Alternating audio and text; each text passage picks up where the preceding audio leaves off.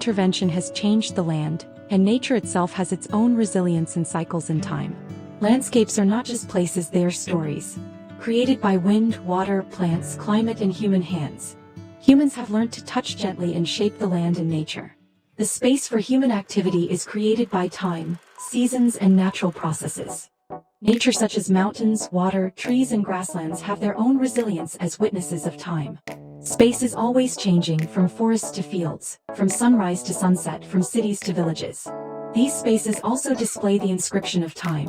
Nature is a canvas for human ingenuity, but it is also a teacher, reminding of the cycles of growth and decay. Seasonal changes are nature's design for landscape and time. Spring is the season when life awakens and the designer's hand is in the selection of flowers, the growth of plants, and the flow of streams. Summer is the season of fullness, the peak of human activity, full of color and sound. Autumn is sluggish, decaying, the leaves fall and the river dries up. But fallen leaves serve as natural nutrients, and there are more opportunities for people to use them to nourish their gardens. Winter is restful, still, with the hope of new life.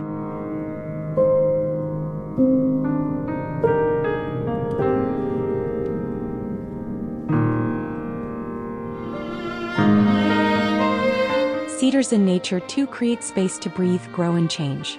Autumn and winter sometimes require more human intervention.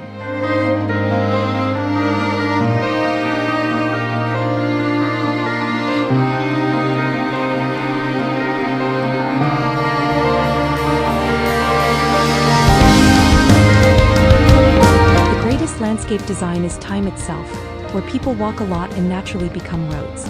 Humans are also part of nature, which has its own resilience.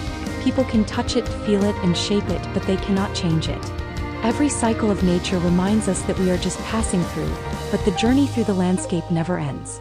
It grows, changes, continues, and creates beauty with time.